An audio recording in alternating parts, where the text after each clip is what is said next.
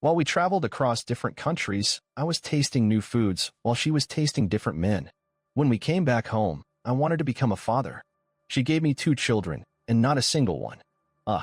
After finding out, all I wanted was to hit her. There was a time when I thought my life was as close to perfect as any man could ask for. I wasn't rich, not by the standards you see flashing across television screens or plastered on social media, but I had something better, something real. A modest home I built with my own hands, a career that paid the bills and left me tired in a good way at the end of the day, and most of all, a woman I loved more than anything I had ever known. Her name was Vanessa. From the very first day we met, she was like a burst of sunlight into a life I hadn't even realized was gray. She was beautiful, not just in the obvious way that turns heads on the street, but in the quieter ways too, in the way she laughed at terrible jokes, in the way she touched your arm when she talked to you, making you feel like you were the only person that mattered in the world. She had dreams bigger than anyone I had ever met. She wanted to see the world, not from the pages of a travel magazine, but in person, with her own eyes, her own 2 feet walking the ancient streets of Rome, breathing the salt air off the coast of Greece, feeling the pulse of New York City under her shoes. And I, being young and in love, and so stupidly proud to have a woman like her choose me, promised her we would do all of it. Somehow, someway, we would build a life that wasn't stuck inside 4 walls and small town streets. We would see the world together, life stories we would someday tell our children about, stories that would make their own dreams seem possible too. We saved every penny we could. No fancy cars, no big television sets, no luxury handbags. Every dollar that didn't go toward keeping a roof over our heads went into a glass jar labeled someday. And when that jar finally grew too full to hold even one more coin, we packed 2 suitcases, locked the door behind us, and set off chasing everything we thought we wanted. For a year, it was everything I imagined and more. We stood hand in hand under the Eiffel Tower while the city sparkled around us. We kissed in the ruins of Athens, the history of 1,000 years crumbling gently around our feet. We took silly, blurry photos with kangaroos in Australia, ate food so spicy in Bangkok it made our eyes water and our stomachs revolt, laughed until we couldn't breathe watching the sun melt into the ocean off the coast of Portugal. And through it all, she was by my side, laughing, dreaming, planning for the future that seemed so bright I could hardly look at it without squinting. We talked about the house we would buy when we came back. The kids we would raise, 2, maybe 3, she said with a mischievous smile, though she liked the idea of a big, noisy house full of life. We talked about names, about schools, about teaching them to speak 3 languages so they could chase their own dreams across the world someday. It felt inevitable. Looking back, I realize now how easy it is to believe in something when you want it badly enough, how blind love can make you to all the tiny cracks forming just beneath the surface. I see them now, replaying those memories like old film reels, noticing all the things I missed the first time. The way she was always a little too eager to stay out late in places where I couldn't follow easily. The way her phone was always just a little too guarded. Her laughs at incoming messages just a little too sharp, too private. The way she sometimes disappeared for hours in cities we barely knew, brushing it off with casual stories of getting lost or finding a cute little shop she just had to explore. After almost a full year abroad, when the money was running thin and the pull of home grew stronger, we decided it was time to come back and start the next chapter, the one with mortgages and carpools and late nights rocking crying babies to sleep. It didn't feel like settling. It felt like building something even greater than all the adventures we had lived. And when Vanessa came to me one warm evening in May, her eyes shining brighter than I had ever seen, her hands trembling with the effort to hold back tears, and told me she was pregnant, it felt like the final piece snapping perfectly into place. I was going to be a father. We were going to be a family. Everything we had worked for, everything we had dreamed together, it was finally happening. I lifted her off the ground in a spinning hug, laughing until we were both breathless, making promises I had no idea how deeply they would come back to haunt me. We told our families, and they celebrated with us, showering her with love and gifts and promises of babysitting and bedtime stories. We painted the nursery in soft colors, arguing over whether yellow was too neutral or blue was too obvious. We bought tiny clothes that looked more like doll outfits than something a real person would ever wear. We talked late into the night about how our child would grow up surrounded by love, by adventure, by parents who had seen the world and could teach them to dream even bigger than we had. It was the happiest I had ever been. And for a while, a beautiful, blinding while, I believed nothing could ever touch that happiness. I believed we had already survived the hardest parts. The months of Vanessa's pregnancy passed in a haze of preparations, excitement, and that strange, nervous kind of happiness that only comes when you're standing at the edge of something huge and irreversible. Every day felt like a countdown, each sunrise bringing us closer to the moment when everything would change, when we would stop being just a couple and become a family. Vanessa glowed the way you hear women do, her cheeks a little rounder, her laugh a little freer, her hands constantly drifting to the growing curve of her belly in unconscious gestures of protection and pride. She was beautiful, maybe more beautiful than she had ever been, and watching her move through those months, I loved her with a kind of fierce, desperate tenderness I hadn't even known I was capable of. We went to every appointment together. I held her hand through every ultrasound, every heartbeat echoing in the tiny exam room like a secret only the three of us knew. We framed the blurry little pictures and stuck them on the fridge with magnets shaped like fruits in cities we had visited, laughing about how our travels had prepared us to raise a little explorer. We picked names. Boy or girl, we decided we wanted something strong, something meaningful, a name that would carry stories with it, just like we hoped our child would someday.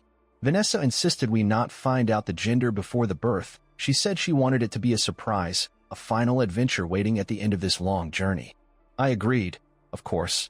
By then, I would have agreed to anything she wanted, because every day she gave me a reason to believe more fiercely that the life we were building was exactly the one I was meant to live. When the contractions finally started, it was the middle of the night, the kind of cold, still darkness where every sound feels bigger, sharper. I fumbled getting our packed bag into the car, nearly forgetting her phone charger in my frantic excitement. Vanessa laughed between gritted teeth, holding her belly and teasing me for acting like I was the one going through labor. The hospital lights were too bright, the air too sterile, but none of that mattered when they wheeled her away and I was left pacing the floor outside the delivery room, whispering every half-forgotten prayer I could remember. And when the nurse finally came out hours later, beaming and announcing that it was a boy, I swear I forgot how to breathe for a full 30 seconds. A boy. The first time I held him, he felt impossibly small and impossibly real at the same time. Tiny fist waving in the air, dark hair plastered to his forehead, I squinting against the harsh light. I cried, unashamed, unafraid, overwhelmed in a way no words could capture. Vanessa looked exhausted but radiant, smiling at me from the bed with tears in her own eyes, and in that moment, I thought there could never be a purer kind of love than the one filling the room. We named him Liam. Strong, simple, a name that sounded good shouted across a soccer field or whispered at bedtime. The first few weeks were a blur, diapers, midnight feedings, tiny socks scattered everywhere. I went back to work, exhausted but riding a high I didn't think would ever wear off, bragging to anyone who would listen about my son, about my beautiful wife, about the life we were building brick by careful brick. It was during one of Liam's routine checkups that the first shadow fell across that perfect picture.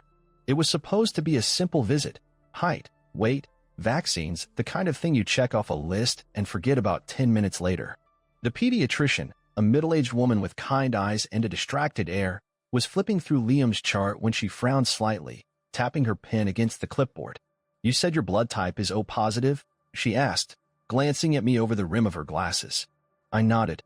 "And Vanessa's is AB negative, correct?" Again, I nodded, feeling a strange tightening in my chest. She hummed thoughtfully. "It's probably nothing," she said quickly, seeing whatever crossed my face. "But Liam's blood type doesn't exactly fit with that combination.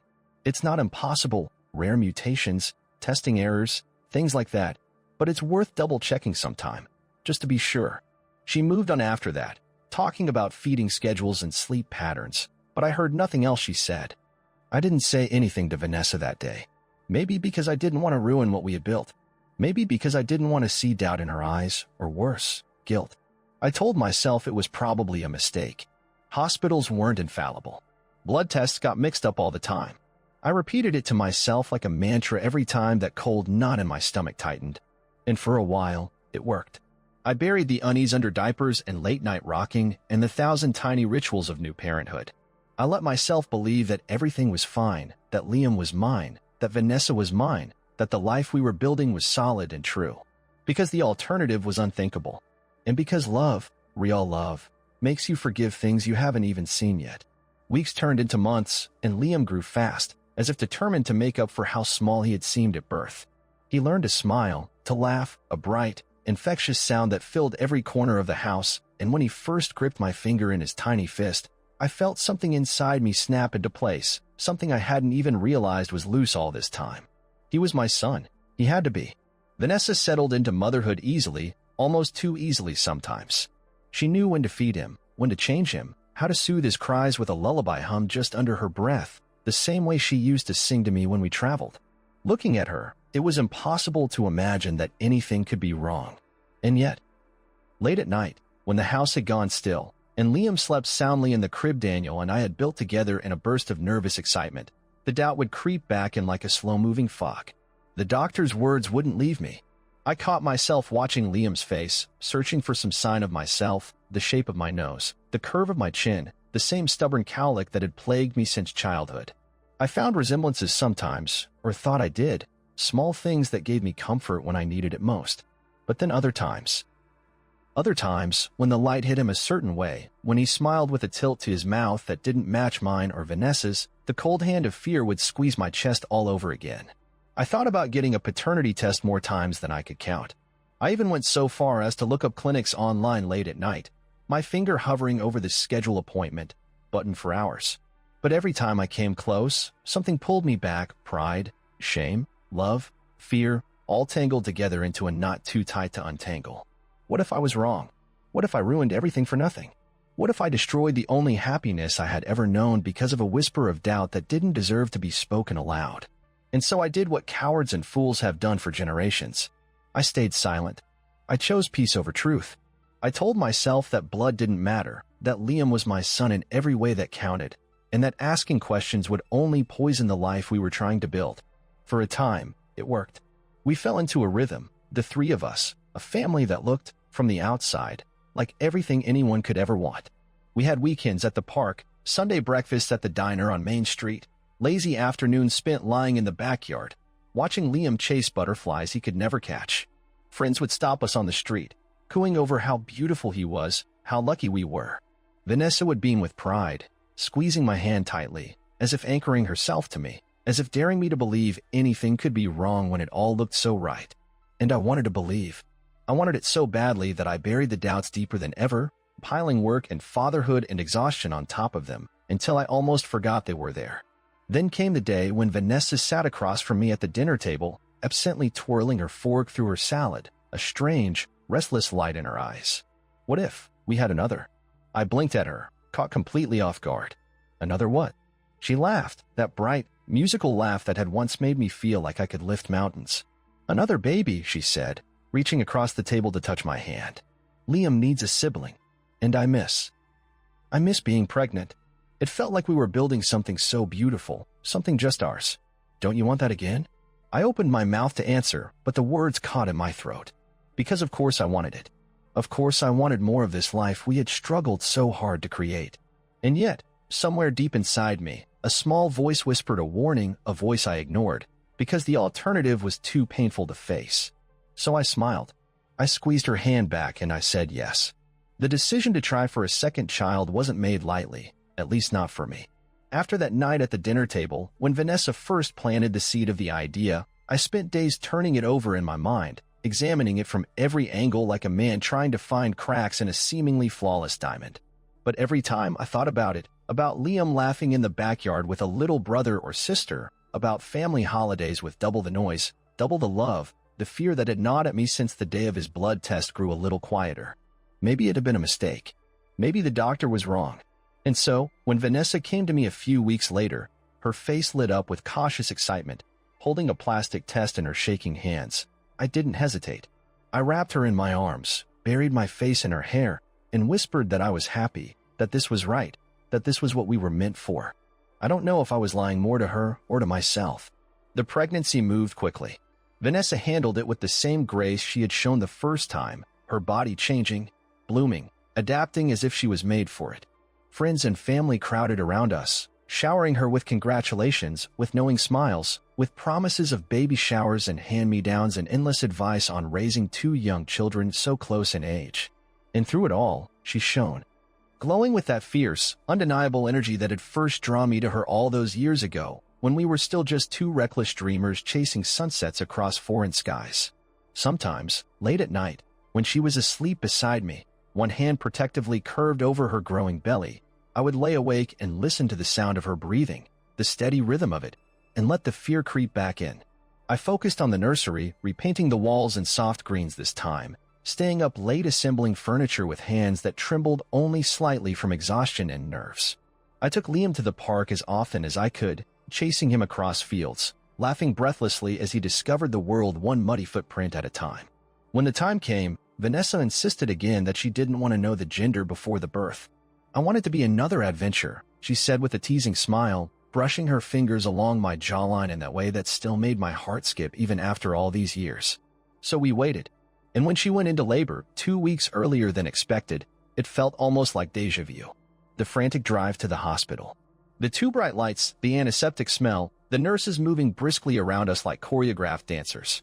Hours of waiting, hours of fear and hope twisted into one thick, unbreakable rope inside my chest, and then a cry. A beautiful, piercing cry that shattered the tension in the room like glass. A girl this time. We named her Chloe. Another name full of hope, full of stories waiting to be written. I held her in my arms and looked into her wrinkled, scrunched up little face, searching again, without meaning to, for pieces of myself. She was beautiful, but different. And Vanessa, sitting up in bed, watching me with tears in her eyes, looked happier than I had seen her in months. I didn't want to ruin that, so I smiled, kissed my wife and promised my daughter I would always protect her, always love her, no matter what. And for a little while, the doubts faded again. Because what else could I do? When you've already chosen to believe once, it becomes easier, and somehow harder, to choose it again. Life settled into a new rhythm. 2 kids under 2 meant chaos, meant exhaustion, meant the kind of bone-deep tiredness that blurs the edges of your world until all that's left is survival. We stumbled through it together, diaper changes, 3 a.m. feedings, tantrums and teething and tiny victories like first steps and first words.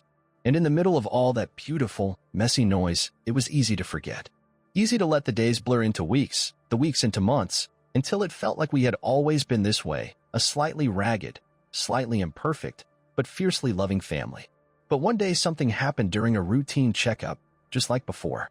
The pediatrician was new, young, enthusiastic, full of smiles, but even she paused slightly when she glanced at Chloe's chart. Another mention of blood type. Another offhand comment about unusual compatibility that sent a chill racing down my spine, so sharp I had to grip the edge of the exam table to steady myself. Vanessa laughed it off, brushing it away with the ease of someone practiced in the art of explaining things they didn't want you to look at too closely. "Must run in the family," she said, winking at the doctor. "We're just full of surprises." And maybe it would have ended there. Maybe I would have let it go again. Except this time, the doctor smiled politely and quietly slipped a pamphlet into my hand when Vanessa stepped out of the room to change Chloe's diaper. It was a simple piece of paper, just information about paternity testing. I stared at it for a long time, the weight of it burning against my palm, heavier than any piece of paper had any right to be. The pamphlet stayed folded in the bottom drawer of my nightstand for weeks. I would open the drawer sometimes late at night, pretending I was reaching for something else, a book, a charger, anything, and there it would be, silent and accusing under the tangle of forgotten receipts and spare keys. I would glance at it, feel the weight of it pull at my chest, and then quickly close the drawer again, as if shutting it away could somehow shut away the questions I was too afraid to say out loud. Life, on the surface, moved forward. Chloe learned to walk, tiny, wobbly steps that sent Liam into fits of laughter as he tried to chase her through the house. Vanessa went back to work part-time at a local boutique, smiling brightly, kissing me goodbye each morning with lips that still felt warm and familiar. We had good days, great days even, days where the love I felt for my family was so overwhelming it silenced every doubt, every whisper of fear. Until I found myself studying Chloe's face the way I had once studied Liam's. One evening, after the kids had gone to bed, Vanessa and I sat on the couch, half watching some show. She leaned against me, her head resting on my shoulder, her fingers tracing lazy circles on my arm. I turned my head slightly, looking at her, really looking at her, and for the first time, I allowed myself to wonder, who was she when I wasn't looking? What parts of her life had I never really seen? Had I been in love with her, or with the idea of her I had built in my head? She must have felt the shift in me, because she tilted her head up, smiling sleepily. "You're quiet tonight," she murmured. "Just tired," I lied. She kissed my jaw, nuzzled closer, and within minutes, she was asleep against me, breathing softly. I sat there, rigid, staring at the flickering television screen. feeling more alone than I had in years. The next day, while Vanessa was at work and the kids were napping, I pulled the pamphlet out of the drawer and unfolded it with shaking hands. The instructions were simple. A quick cheek swab. Anonymous processing. Results in a few days. I stared at it for a long time, my mind racing in circles. What if I was wrong? I ordered the test kit online that night. Anonymous shipping. Plain brown box. No one but me would ever know unless I chose to tell. When it arrived, I waited until everyone was asleep. I crept into Liam's room first, heart hammering so loudly I was sure it would wake him. I hesitated for a long moment, guilt clawing at my throat, but then I remembered the doctor's frown, remembered the blood types that didn't add up, and with trembling hands, I swabbed the inside of his cheek as gently as I could. He didn't even stir. I moved to Chloe's room next, where she lay curled like a kitten in her crib, one tiny fist tucked under her chin. Another swab. I sealed the samples carefully, following the instructions to the letter, and dropped the package off at a mailbox halfway across town the next morning, my stomach twisting so hard I thought I might throw up right there on the sidewalk. And then came the waiting. The endless, agonizing waiting. I went through the motions of daily life, work, groceries, diaper changes, bedtime stories, but everything felt brittle, fragile, like glass stretched too thin across a yawning abyss. I jumped every time my phone buzzed. I barely slept. Vanessa noticed, of course. She asked if I was stressed, if work was getting to me, if I needed a break. I smiled, kissed her forehead, told her everything was fine. Because what else could I say? Hey, by the way, I'm testing our kids because I'm terrified they might not be mine. There are some things you can't unsay, and so I waited until finally, the email came. Subject line, your results are ready. My hand shook so badly I almost dropped the phone. I sat down at the kitchen table, the same table where we had once planned our travels, dreamed our dreams, picked names for children we thought would be the living proof of our love, and opened the message. Liam, not a biological match. Chloe, not a biological match. The world tilted under me. The chair scraped loudly against the floor as I stumbled to my feet, the phone clattering from my hand to the table. I gripped the edge of the counter, staring at the cabinets, the stove, the pictures of smiling children pinned to the fridge with colorful magnets, snapshots of a life that was supposed to be real, supposed to be mine.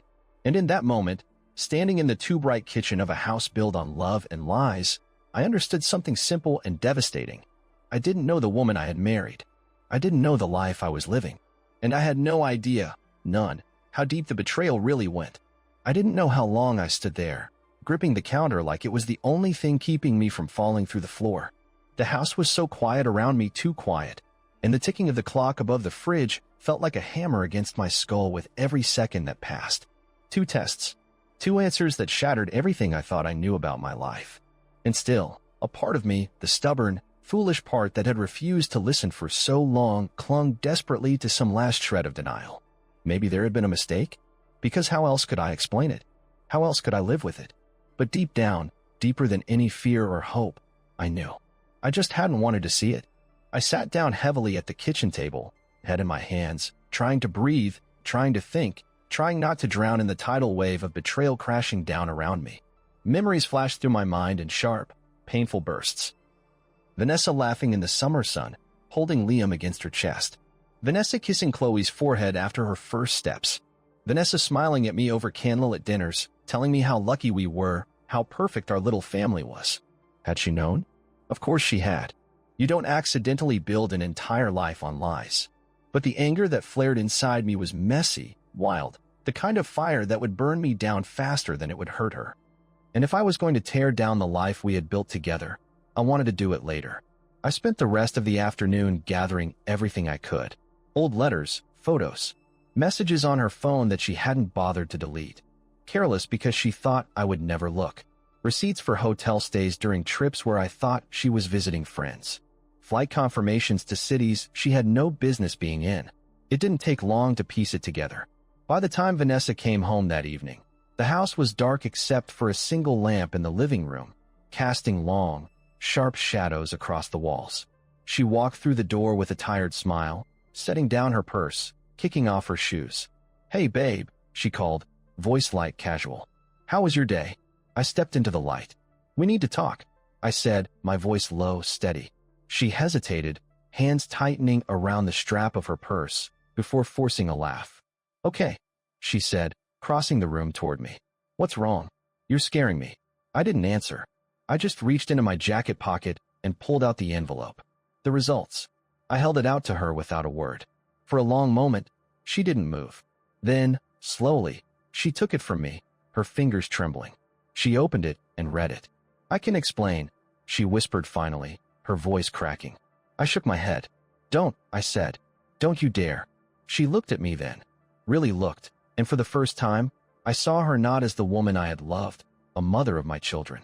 It was complicated, she said, stepping closer. You don't understand. I was scared. I didn't know how to tell you. How many? I asked, cutting her off. She swallowed hard. 3, she said. The final blow. 3. 3 children. 3 fathers. 3 lies wrapped in the warm, familiar faces I had loved without question. I felt something tear inside me. You could have told me, I said quietly. You could have given me the truth. Even if it hurt. Even if it ended everything. She started to cry then. Real, heaving sobs that shook her whole body. I walked past her, upstairs to the bedroom, and began packing a bag. She followed me, pleading, begging, reaching out with shaking hands that I shrugged away without a word. Please, she cried. Please don't go. We can fix this. We can be a family. I zipped the bag closed, turned to face her one last time. We never were a family, I said. And then I left. The first night after I left was the hardest, not because I doubted my decision, but because it felt as if I had stepped out of one life and into another without any clear understanding of how to breathe in this new, empty air. I sat in a motel room just outside town, the faint smell of bleach lingering in the corners, the hum of the air conditioner rattling through the silence, and for hours I stared at the ceiling, replaying every moment of the past few years like some cruel movie I hadn't realized I was starring in.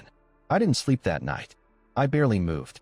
The sunrise didn't bring peace, only a new kind of exhaustion that ran deeper than anything physical. The days that followed blurred together in a haze of logistics and mechanical survival. I called into work, explaining that I needed time off without offering reasons. Thankfully, my boss was the kind who understood the difference between an excuse and a cry for space. I found a short-term rental, a small one-bedroom apartment in a rougher part of town, nothing like the house Vanessa and I had shared. I didn't answer Vanessa's calls. Not the first day. Not when they started coming in dozens, her name flashing across my screen at all hours like a wound refusing to close. I changed my number after the third night when the messages shifted from apologies to anger to desperation and back again. She switched to emails after that. Long, rambling essays filled with excuses, half-truths, and declarations of love that rang hollow even on a screen. I read the first few. When it became too much, I stopped reading altogether. She couldn't reach me now. I thought, foolishly, that cutting her out would be enough. But grief has a way of finding you even when you think you've outrun it. It found me in the aisles of the grocery store, standing frozen before shelves of baby formula, remembering the late nights I spent rocking Liam to sleep. It found me driving past the park where Chloe had taken her first steps, the swing sets blurred behind a curtain of uninvited tears. It found me in the smell of rain on asphalt, in the half-forgotten song that played through cracked car speakers, in the shape of a woman's shadow crossing the street. It wasn't just Vanessa I had lost. It was the future I had imagined, the family I thought I was building. One evening, maybe 2 weeks after I left, I sat at the tiny kitchen table in the new apartment, a battered, second-hand thing with one leg shorter than the others, and tried to make sense of what was left. I wrote it down, because saying it out loud felt impossible. I listed the facts, cold and simple. Liam was not mine. Chloe was not mine. Vanessa had lied. I had believed. For some reason, seeing it written down like that helped. It didn't make the hurt go away, but it stripped away the illusions. I spent a long time thinking about Liam and Chloe, about what my place in their lives could or should be now. And the truth, the one that hurt most, was that I still loved them. Because love, real love, once given freely, doesn't evaporate just because the foundation it was built on crumbles. They were innocent, and they had no part in the lies that created them. But I also knew that staying, pretending, trying to salvage some imitation of family out of the wreckage would only deepen the wounds for all of us. Children are smarter than we give them credit for. And I refused to be a silent accomplice to Vanessa's deception. I refused to live a life built on pretending. So I made the hardest decision I have ever made. I walked away from all of it. Not because I stopped loving, because sometimes love means letting go and holding on would only cause more harm. I signed the papers, dissolved every legal tie. I made it clear, through lawyers and mediators, that while I bore them no ill will, I would not be part of the life Vanessa continued to weave out of lies and half-truths. It broke something in me. I think it broke something in her too. And as painful as it was, as lonely and brutal as those early months were, I never once regretted choosing truth over comfort. And I was done living in lies. Starting over wasn't some dramatic, sweeping moment like you see in movies, where a man packs a single bag, walks into the sunset, and somehow finds peace waiting for him just beyond the horizon. No, starting over was quieter than that, slower, heavier, and infinitely more painful. It was waking up every morning in a strange, silent apartment and having to remind myself that I wasn't going back, that there was nothing to go back to. It was learning how to fill hours that had once been crammed full of family routines and small chaos with something else, anything else, so the emptiness didn't swallow me whole. It was eating alone, sleeping alone, existing alone, and slowly, painfully learning that solitude wasn't a punishment but a kind of fragile freedom. In the first few months, there wasn't much joy. I threw myself into work, took every shift I could get, volunteered for overtime, picked up odd jobs on weekends. I needed the distraction, the physical exhaustion that dulled the edges of grief until it became something I could carry without falling to my knees every time a memory crept in. I stopped going to the places we had once loved. The little cafe on Main Street where we used to sit for hours over coffee. The bookstore with the creaky floors and the hidden back room where Vanessa would lose herself for hours. The playground with the bright yellow slide where Liam once shouted with delight, Chloe toddling behind him like a shadow. I made my world smaller, sharper, easier to control. And in the silence of that new, narrow world, I began to hear something I hadn't noticed in a long time, my own voice. At first, it was small and uncertain, drowned out by all the echoes of what had been. But over time, it grew louder. I realized I had spent so much of my life tethered to someone else's dreams, someone else's definition of happiness, that I had forgotten how to want things just for myself. So I started small. I bought a second-hand camera and taught myself photography, wandering the city with no purpose but to capture fleeting moments, a bird caught mid-flight, a crack in a sidewalk bursting with stubborn weeds, an old man feeding pigeons with a gentleness that made my throat ache. I read books I had once brushed aside as someday luxuries, losing myself in stories that had nothing to do with betrayal or heartbreak. I went to the gym, not to punish my body, but to reclaim it, to remember that strength could be built one slow, determined repetition at a time. And slowly, almost imperceptibly, I started to want more. Not more things, not bigger houses or flashier cars, but more life. More mornings where the sunlight filtered through my window, and I didn't immediately reach for my phone out of habit. More nights where laughter bubbled up from somewhere deep and honest inside me, untouched by old pain. More moments where the future didn't feel like a shadow stretching out in front of me, but like something waiting to be created, shaped by my own hands. I didn't date for a long time.